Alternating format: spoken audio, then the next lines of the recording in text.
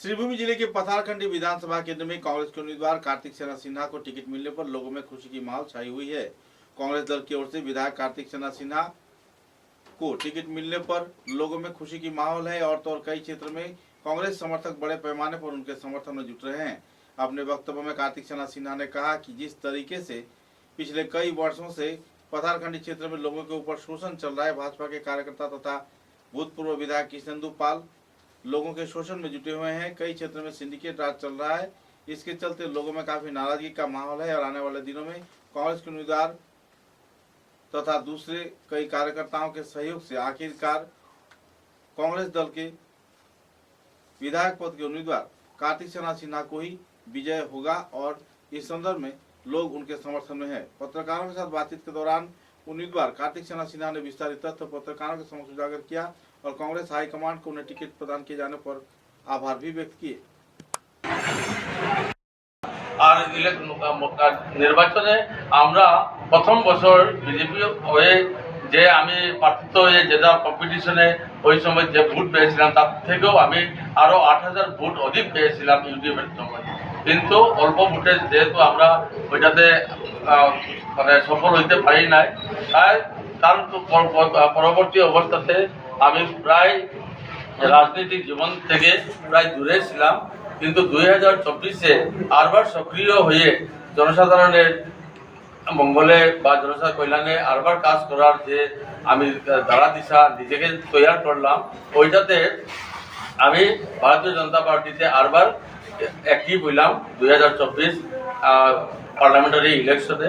কিন্তু তার পরবর্তীতে যে বরাকবেলির কিছু নেতা ওরা চাইছিল না যে এক ছোট সম্প্রদায় বিষ্ণুটিয়া মণিপুরী একটা ক্ষুদ্র সম্প্রদায় থেকে আওয়া একটু লিডারশিপ এই ধরনের নেতৃত্ব দেওয়ার মতো মানে তার ভবিষ্যৎ উজ্জ্বল হোক, এটা ওরা চাইল না। আর চাইল না তো কি করবো, কর্মহীন ওইয়া এমনি ঘরে বসার জন্য তো আমি দল করে বসতে পারতাম না। এই জন্যই আমি কংগ্রেসে আমি অনুরোধ করছিলাম আর কংগ্রেস স্বীকার করছে আমি কোনো ধরনের এই যে টার্মস এন্ড কন্ডিশন আগে যে ঠিক করি আমি দলের টিকিট পাইলেই যে আমি কংগ্রেস করবো এই ধরনের আমি কোনো কিছু করি নাই।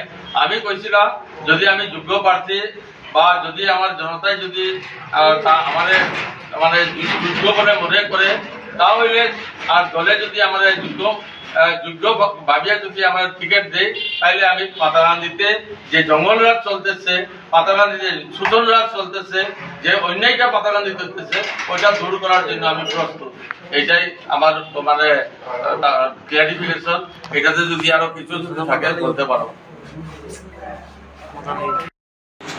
গতদিন যে মেগা র্যালি হইল আমাদের ময়নার থেকে মানে কলটাংছড়া পর্যন্ত, এই মেগা র্যালিতে বিভিন্ন জনগোষ্ঠীর জাতি জনগোষ্ঠীর লোক আমাদের উৎসাহিত হয়ে কংগ্রেস দলের কর্মী তথা সমাজের পরিবর্তন চাওয়া যারা মানে উৎপীড়নে বা বিভিন্ন ধরনের জঙ্গল রাজের 10 বছরে যারা লাঞ্ছিত বঞ্চিত লোক আসলো, ওরা সবাই অতি উৎফুল্লিতভাবে যে গতকালকে পাতাগান্ধী যে র্যালিটা ওইটাই প্রমাণ হয়ে গেল যে আগামী দিনের পরিবর্তনের জনসাধারণের ইচ্ছা এবং আকাঙ্ক্ষা। তার সাথে আমি প্রতিশ্রুতি আমি দিছি যে আগামী দিনে আমাদের সমস্ত এলাকাতে কোনো ধরনের সিন্ডিকেট রাজ থাকবে না আর এটা বন্ধ হবে যদি আমরা সফল হই। তাছাড়াও জনসাধারণের মঙ্গল আর কল্যাণের কাজে হবে আর শান্তি এবং আনন্দ জীবনযাপনের প্রতিশ্রুতি আমি গতকালকে সবাইকে আমি দিচ্ছি। আমি ওনার বইয়ে মানে কার বইয়ে আমি জানিয়ার না যেটা কইতেছেন, কারণ আমি কাউকে বইও করি না, শুধু ভগবানকে আমি বই করি। তাছাড়াও এই যে 14 দিনের যে কথাটা, এটা আমি আমার কর্মীদের উপরে বিশ্বাস, ওরা এই 14 দিন যা আমাদের দলীয় কাজ করতে লাগে ওটা এগিয়ে নিয়ে গেছে। আমি কিছু দলের অন্যান্য কাজে আমি ব্যস্ত ছিলাম, যার জন্য 14 দিন আমাদের গ্যাপ হয়ে গেছে। কত ভোট ফাইনাল হওয়ার পরে 51,82,000 মতো টোটাল ভোট। তার মধ্যে কাস্টিং হবে প্রায় 1,30,000 থেকে 40,000-এর মধ্যে কাস্টিং হবে। এর মধ্যে আমরা 1 লাখের উপরে থাকবো, আর ভারতীয় জনতা পার্টি 35 থেকে 40,000-এর মধ্যে থাকবো। যদি আপনার গোষ্ঠীতে প্রথম কাজ, আমাদের যারা বঞ্চিত, যারা প্রকৃত ভারতীয় নাগরিক, ওদেরকে পাট্টা দেওয়ার জন্য চেষ্টা থাকবেই, যাতে ফরেস্ট এরিয়াতে যেগুলো নাকি ইভেকশন হয়েছে, তারপরে অনেক লোক এখনো ঘর বাড়ি নাই, ওদের জন্য যাতে আমরা সুব্যবস্থা করতে পারি নাকি ওটার ব্যবস্থা হবে। তাছাড়াও আমাদের আরেকটা পদক্ষেপ হবে যাতে স্বাস্থ্যের মানে উন্নতিকরণ, কারণ আজকে যে কোনো মানে প্রায় দেখতেছি যে লাংস এবং হার্টের বা একটা মানে মাইনর একটা যদি স্ট্রোক হয়ে যায়, তার মানে মৃত্যু, যে জিনিসটা নাকি আমরা কিওর করতে পারি যদি উপযুক্ত ব্যবস্থা থাকে, কিন্তু উপযুক্ত ব্যবস্থা না থাকার জন্য কি হয়, ওরা মৃত্যুমুখী হয়ে যায়। তো এইটা থেকে যাতে আমরা সুব্যবস্থা করতে পারি, ওইটা একটা প্রাথমিক অবস্থা থাকবে। তারপরে শিক্ষা এবং সমাজের মধ্যে যাতে এখানে নিশাকুর, যেগুলো নাকি অনেক পরিবার নিশা মানে নতুন প্রজন্ম এরা নিশাকুরের জন্য সমস্ত ফ্যামিলি ধ্বংস হইতেছে, ওইটাও যাতে আমরা একটা সুব্যবস্থা ওইটাকে যাতে দূর করতে পারি, ওইটা চেষ্টা করব। তাছাড়াও বিভিন্ন ধরনের প্রকল্প তো আছেই, আর এর মধ্যে উল্লেখনীয় প্রকল্প আমরা চেষ্টা করব যে প্রথম বছরে যাতে এয়ারপোর্টের কাজটাও শুরু হোক। আমি দল কোনো পরিবর্তন করি নাই, আমি বাধ্য হয়েছিলাম 2010-এ, এই জন্য হিস্ট্রি জানাটা দরকার।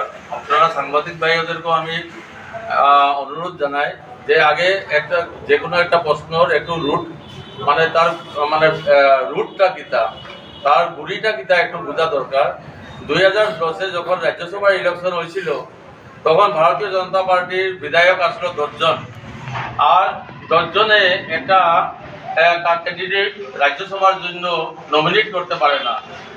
ওই সময় ভারতীয় জনতা পার্টির শীর্ষ নেতারা ইউডিএফ এর সাথে যুক্ত হয়ে, এজিপি, ইউডিএফ আর ভারতীয় জনতা পার্টি যুক্ত হয়ে এক ক্যান্ডিডেট জয়ন্ত মল্ল বরারে দেওয়ার প্রস্তাব নিয়েছিল, যেটা বিরোধ আমি করছিলাম। কারণ যে জয়ন্ত মল্ল বরা তখন ভারতীয় জনতা পার্টির প্রার্থী আসলো না, এ ভারতীয় জনতা পার্টির একটা সদস্যও ছিল না, তাকে কেমনে করে ইউডিএফ এর সাথে মিলে তাকে কেমনে মানে দলের প্রার্থী বলে নির্ধারিত করছে, ওইটার বিরোধ করতে গিয়া আমি বিবেক ভোট আমি কংগ্রেসের দিছিলাম।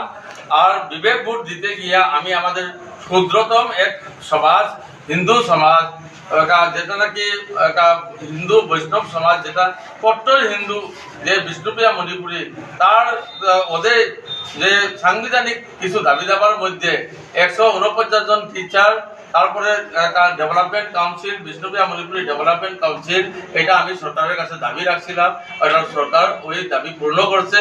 আমি ভারতীয় জনতা পার্টির ওই সময় দলের উন্নয়নের জন্যই, ভবিষ্যতের জন্যই আমি পদক্ষেপ নিয়েছিলাম, কিন্তু ওইটাতে কিছু কৌশলতা আসলো আমার যাতে পিছনে রাখার জন্য, যার জন্য আমাদের দল থেকে ওই সময় এমন সময়তে ঘোষণা হইল যে হাতে আর সময় ছিল না।